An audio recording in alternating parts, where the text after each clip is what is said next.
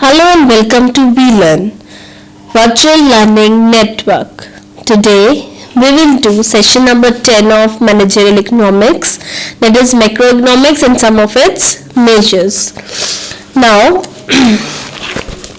topics covered in this session are the introduction, basic macroeconomic concepts, macroeconomic ratios, index number, practical importance of index number and national income deflators.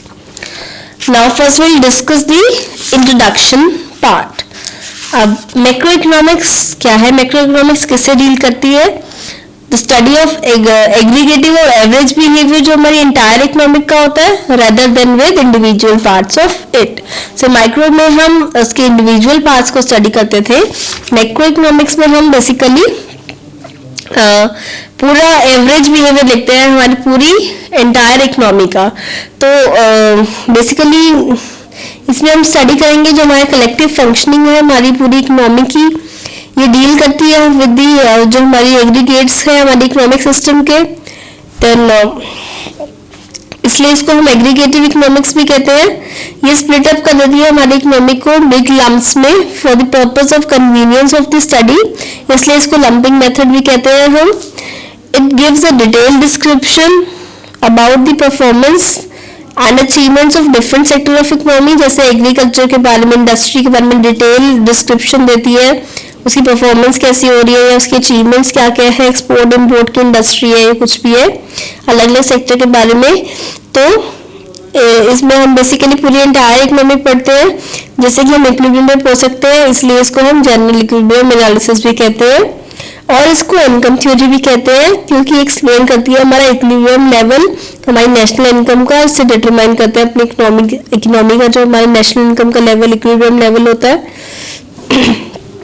तो जो scope है हमारी macro economics का, that covers the theory of income and employment, जिसमें हमारा consumption function आ जाएगा, saving आ जाएगा, investment function आ जाएगा, हमारी ट्रेड साइकिल्स आ जाएंगी. हमारी general theory of price level जिसमें हमारा इन्फ्लेशन डिफ्लेशन आ जाएगा. Then the theory of economic growth, development planning and the theory of macro economic distribution, जिसमें आ जाएगी हमारी study of relative share rent की, वेजेस की, इंटरेस्ट की और प्रॉफिट की हमारी national income of a country में. तो इन जनरल हम स्टडी करेंगे इसमें एग्रीगेट डिमांड, एग्रीगेट सप्लाई और एग्रीगेट सेविंग और इन्वेस्टमेंट क्या है, एग्रीगेट इनकम और expenditure, unemployment and poverty problems in macro economics. तो मैनेजरियल इकोनॉमिक्स जो है एक पार्ट है हमारी माइक्रो इकोनॉमिक्स का. तो ये नोट करना है कि ये नोटेड होना चाहिए, नोटिस होना चाहिए कि जो बिजनेस यूनिट है वो कैरी करता है अपने बिजनेस ऑपरेशन को in the midst of the society and not in isolation में. तो नहीं करता कोई अपनी बिजनेस सोसाइटी के साथ सोसाइटी के बीच में रह के अपने बिजनेस ऑपरेशन को कैरी ऑन करता है. तो उसको मीट करना होता है, जो भी उसको सोसाइटी के मेंबर हैं उनकी रिक्वायरमेंट्स को मीट करना होता है. इसलिए जो नॉलेज है हमारे मैक्रो इकोनॉमिक एनवायरनमेंट की वो बहुत ज़रूरी है हमारे बिजनेस ऑपरेशन को कैरी ऑन करने के लिए.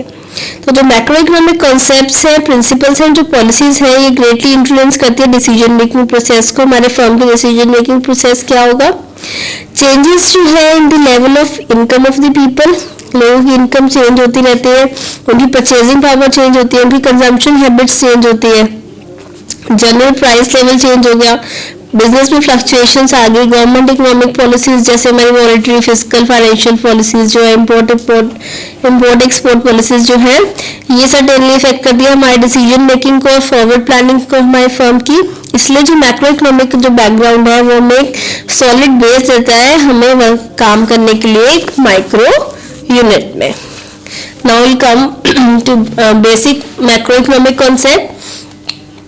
बेसिक माइक्रो इकोनॉमिक्स कॉन्सेप्ट में हमारे क्या आ जाते हैं, सबसे पहले हमारे पास आते हैं वेरिएबल. वेरिएबल क्या होता है, एक सिंबल होता है, एक क्वांटिटी होती है विच during a specified time period under consideration, उसको एज्यूम करके चलते हैं डिफरेंट वैल्यूज उसकी, और या फिर एक सेट ऑफ एडमिसिबल वैल्यूज. तो वो एक वेरिएबल होता है, वो एक पर्टिकुलर एक स्पेसिफाइड टाइम पीरियड जो हम लेके चल रहे हैं, एक साल, एक महीना या कुछ जो भी टाइम पीरियड हम लेके चल रहे हैं उसमें हम इसकी डिफरेंट वैल्यूज एज्यूम कर लेते हैं.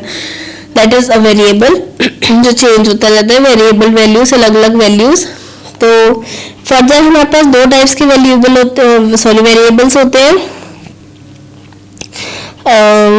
एज वी नो कि जो वेरिएबल है एक चेंजिंग क्वांटिटी है, that is something that can take on different values. तो दो टाइप के वेरिएबल हमारे पास है, एक तो एंडोजीनियस वेरिएबल है और एक एक्सोजीनियस वेरिएबल है।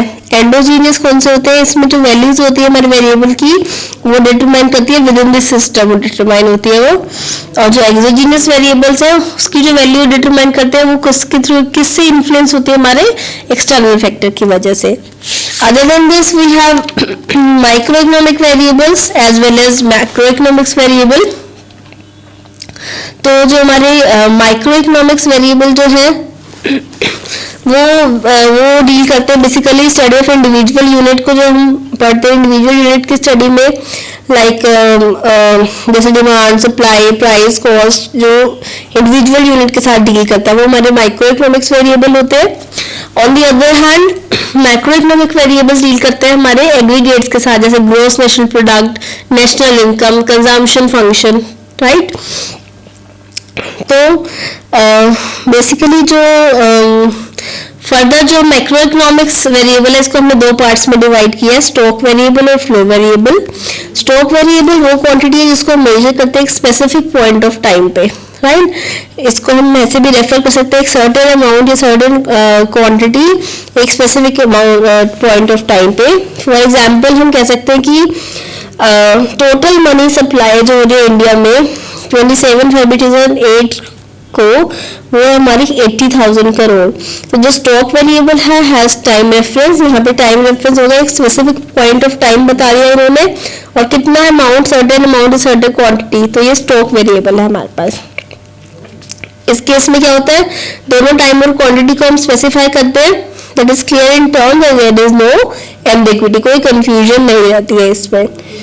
फ्लो वेरिएबल में क्या होता है, ये वो वेरिएबल है जिसमें is a quantity which can be measured in terms of specific period of time and not at a point of time, एक specific period लेके चलते हैं इसमें, ना कि एक point लेके चलते हैं। Like for example जो हमारा gross national product है 2004-05 में that is worth ₹90,000 करोड़। तो यहाँ पे क्लियर होगा जो हमें 2005 एक स्पेसिफिक पीरियड लेके चले, और स्टॉक वेरिएबल में हमने स्पेसिफिक एक डेट बताई 27 फरवरी 2008, that is the point of time and specific time. तो दस जो हमारा फ्लो वेरिएबल है has a time dimension. Next we have ratio variables. Ratio variable जो हमारे इकोनॉमिक वेरिएबल होते हैं जिसको हम मेजर करते हैं in terms of ratio variables. इसको हम एक्सप्रेस कर सकते हैं, क्वांटिटेटिव रिलेशनशिप दिखा सकते हैं दो वेरिएबल के बीच में, एक पर्टिकुलर टाइम पीरियड पे दो वेरिएबल के बीच में क्या रिलेशनशिप है। जैसे हम एग्जांपल ले लेते हैं, average propensity to save express the ratio to total saving to total income. तो सिमिलरली जो हमारी एवरेज प्रोपेंसिटी है to consume express the relationship between the total consumption to total income. This is ये हमें दिखा रहे हैं एपीएस एंड एपीसी। एपीएस जो हमने बोला एवरेज प्रोपेंसिटी सेविंग की, ठीक है, वो कितनी होगी, total saving divide by total income. और इन द सेम में जो हमारी एवरेज प्रोपेंसिटी है क्या बोलते हैं, कंज्यूम करने की, कंजम्पशन की, वो कितनी होगी हमारी कंजम्पशन, टोटल कंजम्पशन में टोटल इनकम। तो जो ये जो एग्जांपल है ये आते हैं हमारे फ्लो रेशियो के अंदर। लिक्विडिटी रेशियो जो होती है ये शो करती है हमारी रिलेशनशिप लिक्विड एसेट के बीच में और टोटल एसेट के बीच में। यहाँ पे जो हमारी लिवरेज रेशियो है वो शो करती है वैल्यू हमारे डेट की, कितने टोटल डेट्स है और कितने टोटल एसेट्स है। तो लिक्विडिटी रेशियो हम कैसे दिखा सकते हैं, लिक्विडिटी रेशियो हम liquid asset divide by total asset, और leverage ratio is value of debts divide by total assets. और ये दोनों हमारे एग्जांपल्स आते हैं स्टॉक रेशियो के अंदर। फिर थर्ड हमारे पास आता है फंक्शनल वेरिएबल। फंक्शनल में फर्दर हमारे पास दो वेरिएबल है, डिपेंडेंट वेरिएबल और independent variable. Function variable basically explain करते हैं फंक्शनल रिलेशनशिप अलग अलग वेरिएबल के बीच में। तो डिपेंडेंट वेरिएबल कौन से होते हैं, डिपेंडेंट वेरिएबल होते हैं वैल्यू ऑफ वन वेरिएबल, एक वेरिएबल की वैल्यू दूसरे वेरिएबल की वैल्यू के ऊपर डिपेंड करती है, राइट। और इंडिपेंडेंट वेरिएबल कौन सा होता है जिसमें value of one variable influence the value of another variable, influence करती है उसकी दूसरे की वैल्यू को, दैट इज सॉरी नहीं इन्फ्लुएंस करती है, यहाँ पे कुछ डिफरेंस है. If a change in one variable causes change in another variable it is called independent variable. ठीक है. Then we have for example consumption is dependent variable जो है, और जो इनकम है वो हमारा इंडिपेंडेंट वेरिएबल है जो इन्फ्लुएंस कर सकता है हमारी परचेजिंग पर. तो कंजम्पशन जो है डिपेंडेंट है कि कितनी हमारी इनकम होगी उस हिसाब से हम कंज्यूम करेंगे. तो ये दोनों इसके एग्जाम्पल है. फिर हमारे पास है बेसिक मैक्रो इकोनॉमिक्स कॉन्सेप्ट का फोर्थ पॉइंट, जहाँ पे हमारे पास आते हैं फंक्शंस. फंक्शन वेरिएबल भी हमारे पास दो टाइप के फंक्शंस हमारे पास जो है फंक्शन सजेस्ट करता है वैल्यू ऑफ समथिंग जो डिपेंड करती है वैल्यू ऑफ वन और मोर थिंग्स पे. किसी चीज की वैल्यू एक या दो चीजों की वैल्यू पे डिपेंड करती है. जैसे कि हमारे पास uncountable number of functional relationship है हमारे रियल वर्ल्ड में. Like demand is a function of P or supply is function of P at the micro level, and C is a function of Y and S is a function of Y at a micro level. तो ये example हमारे functions का किसका function है हमारे पास. जो demand है वो प्राइस का फंक्शन है, सप्लाई है वो भी प्राइस का फंक्शन है, राइट. और जो C है that is a function of Y, it can be consumption or something like capital and all. Then we have constant. constant क्या एक मैग्नीट्यूड होता है, एक वैल्यू होती है. the quantity of which doesn't इसकी चेंज नहीं, जैसे वेरिएबल में जो है चेंज होता रहता था, कांस्टेंट में जो वैल्यू है वो सेम रहती है, चेंज नहीं होती है. Then पैरामीटर क्या है, पैरामीटर एक क्वांटिटी है विच when varies affect the value of another value, जब वो वेरी करती है वो दूसरे की वैल्यू को भी इफेक्ट करती है. फिर हमारे पास कैपिटल और इन्वेस्टमेंट. कैपिटल क्या है, ऑल मैन मेड एड्स जो हम यूज करते हैं फर्दर प्रोडक्शन, हमारी वेल्थ की फर्दर प्रोडक्शन के लिए. और इन्वेस्टमेंट क्या है, जो हम नए कैपिटल एसेट को क्रिएट करते हैं या एडिशन करते हैं अपने एग्जिस्टिंग स्टॉक में, हमारे प्रोडक्टिव एसेट्स के, वो हमारी इन्वेस्टमेंट होती है. Then we have ex ante and ex post. Ex ante ये दो latent phrases है हमारे पास. It implies beforehand and afterwards. Ex ante means anything planned, जो पहले से planned हो, anticipated हो, expected हो, intended हो, वो क्या हमारी ex ante.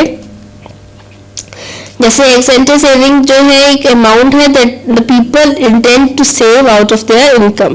और ex post रेफर करती है एक्चुअल और रियलाइज वैल्यू जो हमें मिली है. जैसे कि एग्जांपल ex post सेविंग जो एग्जैक्ट अमाउंट है जो लोगों ने सेव किया एक पर्टिकुलर टाइम पीरियड में. फिर हमारे पास है इक्विलिब्रियम और डिसइक्विलिब्रियम, राइट. इक्विलिब्रियम हमें पता क्या होता है, जहाँ पे दो opposite forces tend to balance each other so that there will be no further changes. Balance पे आ जाते हैं दोनों अलग अलग फोर्सेस, तो इक्विलिब्रियम स्टेज आ जाती है हमारी. इक्विलिब्रियम पॉइंट आ जाता है. इस पॉइंट पे जो हमारा इकोनॉमिक यूनिट जो है वो मैक्सिमाइज हो रहा है इट्स बेनिफिट ऑफ गेन्स. उसके यहाँ पे इस पॉइंट पे जो उसके गेन्स या उसके बेनिफिट जो भी उसका प्रॉफिट है वो मैक्सिमम होता है इक्विलिब्रियम पॉइंट पे. डिसइक्विलिब्रियम क्या होता है on the other hand. Disequilibrium एक वो पोजीशन है जहाँ पे जो फोर्सेस होती है ऑपरेटिंग द सिस्टम वो बैलेंस में नहीं होती, राइट. तो वो होता है हमारे डिसइक्विलिब्रियम स्टेज. फिर है हमारे पास इकोनॉमिक मॉडल्स. इकोनॉमिक मॉडल्स क्या होता है, इकोनॉमिक मॉडल शो करता है रिलेशनशिप अलग अलग इकोनॉमिक वेरिएबल के बीच में एक प्रिसाइज मैनर में, राइट. ये क्वांटिटेटिव हाइपोथेसिस है जो बेस्ड है हमारे सर्टेन कुछ अजम्पशंस के ऊपर बेस्ड है जो हमने फ्रेम किया है अपने ऑब्जेक्टिव को अचीव करने के लिए. एंड ये प्रेजेंट करते हैं स्टेटमेंट के फॉर्म में, एक logical statement of economic theory, geometrical form में या मैथमेटिकल और स्टैटिस्टिकल इक्वेशन में हम इसको इकोनॉमिक मॉडल को रिप्रेजेंट करते हैं, right. Then we have consumption income ratio. ये जो है हमारा मैक्रो इकोनॉमिक रेशियोज आ गई है. मैक्रो इकोनॉमिक रेशियो में हमारा फर्स्ट कॉन्सेप्ट जो आ जाता है, इसमें बेसिकली हम पढ़ेंगे कुछ इंपॉर्टेंट मैक्रो इकोनॉमिक रेशियोज. बहुत सारी हमारे पास मैक्रो इकोनॉमिक रेशियो है. तो जो नॉलेज है मैक्रो इकोनॉमिक रेशियो की वो इंडिस्पेंसेबल है अगर हमें माइक्रो इकोनॉमिक डिसीजंस लेने हैं एक बिजनेस फॉर्म में। तो सबसे पहले हम पढ़ेंगे कंजम्पशन इनकम रेशियो क्या होती है। सो ये एक्सप्लेन करती है हमें रिलेशनशिप दो वेरिएबल के बीच में, यानी कि amount of income amount of income और अमाउंट ऑफ कंजम्पशन कितनी है, right. Out of like y is equal to c plus S consumption और इनकम। आउट ऑफ एक गिवन इनकम में से पीपल कैन ईदर स्पेंड, यानी लोग खर्चेंगे पैसे को जो भी उनके पास इनकम है या उसको सेव करेंगे, या फिर they can consume without saving small part of income, या वो पूरा कंज्यूम कर लेंगे बिल्कुल कुछ पार्ट भी उसका सारी इनकम को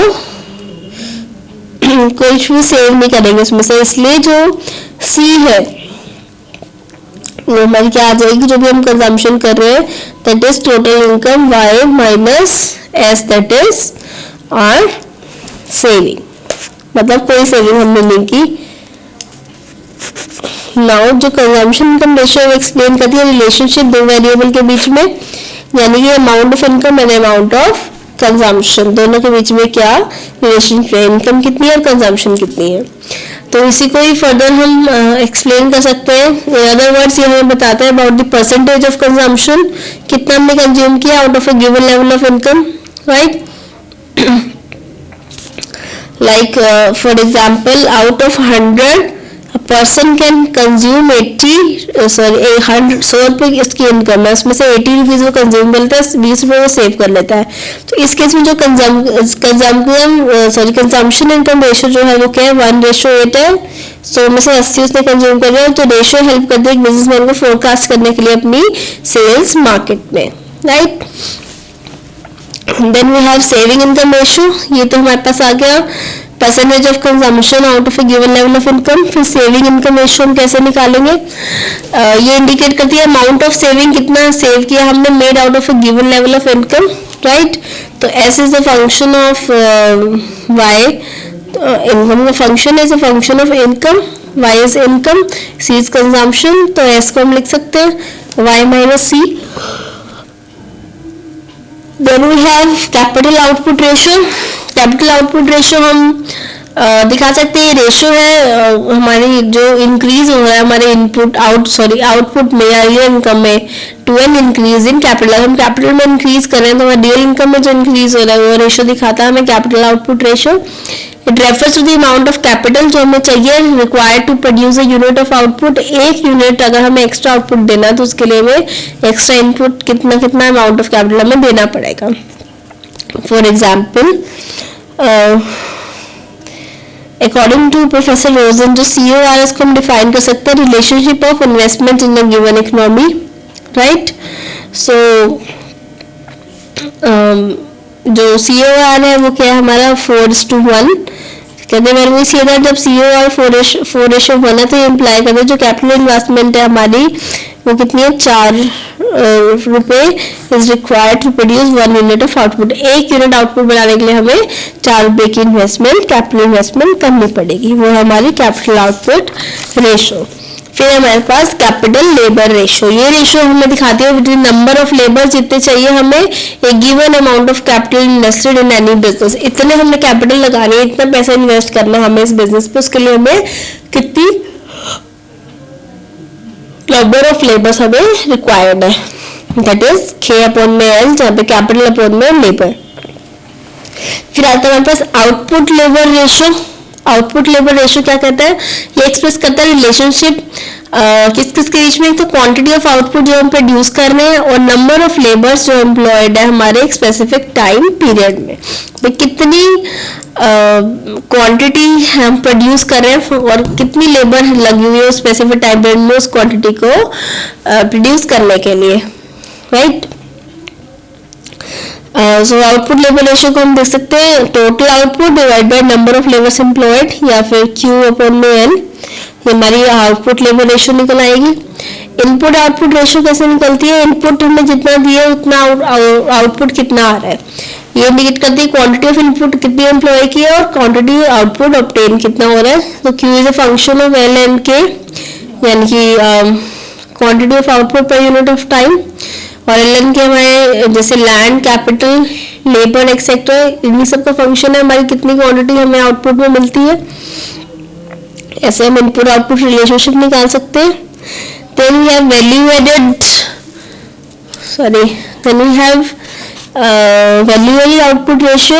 ये रेशियो होती है increase in quantity of input employed and the corresponding increase in output obtain. जितने हमने उसमें इनपुट में जो भी एक्स्ट्रा दिया है तो उससे हमें आउटपुट में क्या एक्स्ट्रा मिल रहा है, that is value added output ratio. Then we have cash reserve ratio. Cash reserve ratio CRR, ये है रेफर टू वो पोर्शन हमारे टोटल डिपॉजिट का हमारे कमर्शियल बैंक का which has to be kept with RBI in form of cash reserve. Cash reserve के फॉर्म में हम RBI के पास रखते हैं, हमारा कैश रिजर्व रेशियो होता है। Then other than this we have cash income ratio, then we have labor share of income, capital share of income, land share of income. So these are some more ratios. Then we have index number. Index number basically क्या होता है, एक statistical device है जिससे हम जो भी changes हो रहे हैं प्राइस में सेम आर्टिकल के एट डिफरेंट पीरियड उसको हम कैलकुलेट कर सकते हैं, कंप्यूट कर सकते हैं। कंज्यूमर का जो प्राइस इंडेक्स है वो उसमें इंक्लूड होता है प्राइस कितने basket of consumption goods and services, जो भी हमारे एसेंशियल गुड्स है उसका प्राइस जो दिया होता है कंज्यूमर प्राइस इंडेक्स में, तो वहाँ पे हम देख सकते हैं, कैलकुलेट कर सकते हैं, कंप्यूट कर सकते हैं कि कैसे चेंजेस हो रहे हैं इंडेक्स नंबर से, क्या प्राइसेस में चेंज आ रहे हैं। इसको मेजर करने के लिए जो प्राइस में चेंज कितना हो रहा है कंज्यूमर में गुड्स और सर्विसेज में, we take into account of price जो एग्जिस्टिंग है एट द बेस ईयर का और price in the current year का। इसको इस तरह से हम काउंट कर सकते हैं। कंज्यूमर प्राइस इंडेक्स को हम देख सकते हैं प्राइस एग्जिस्टिंग जो करंट ईयर में डिवाइड बाय प्राइस जो बेस ईयर में multiply by 100। Then we come to national income deflators. National income deflators क्या होगा, नेशनल इनकम जो होती है कंट्री की, इसको हम कैलकुलेट कर सकते हैं नॉमिनल GNP की फॉर्म में या रियल ग्रॉस नेशनल प्रोडक्ट की फॉर्म में, नॉमिनल या रियल। तो GNP जो हमारे करंट मार्केट प्राइसेस पे होती है उसको हम नॉमिनल GNP कहते हैं, करंट मार्केट प्राइसेस पे। और जो GNP होती है जो बेस ईयर के प्राइसेस पे बेस्ड होती है वो होती है हमारी रियल GNP। तो इकोनॉमिक जो यूज करते हैं GNP डिफ्लेटर किस लिए यूज करते हैं, एलिमिनेट करने के लिए जो भी इफेक्ट जो हुए हैं प्राइसेस जो राइज हो गए हमारे GNP पे उसको एलिमिनेट करने के लिए उसके इफेक्ट्स को, और वर्कआउट करने के लिए हमारे रियल GNP को उस प्राइस जो बेस ईयर का प्राइस लेवल था उसी तक लाने के लिए जो इकोनॉमिस्ट जो है GNP डिफ्लेटर को यूज करते हैं। अब GNP डिफ्लेटर जो है ये एक्ट करते हैं कि एडजस्टमेंट फैक्टर की तरह जो हम यूज करते हैं नॉमिनल GNP को रियल इनकम में रियल GNP में कन्वर्ट करने के लिए। तो GNP डिफ्लेटर जो है वो रेशियो है हमारे प्राइस इंडेक्स का, price index number of a chosen year to the price index number of the base year, that is PIN, price index number of the base year. तो ये हमारी GNP deflator की निकाल लेंगे हम, रेशियो एनालिसिस कर लेंगे। Now there are some question for you. The first is dash tells us the percentage of consumption out of a given level of income, and the second is when a number of commodities and their prices at two different periods are arranged in a tabular form, it is called as dash what. So these are the question you have to do yourself. That's it for today's session. That's all for today's session. Thank you so much. Happy learning.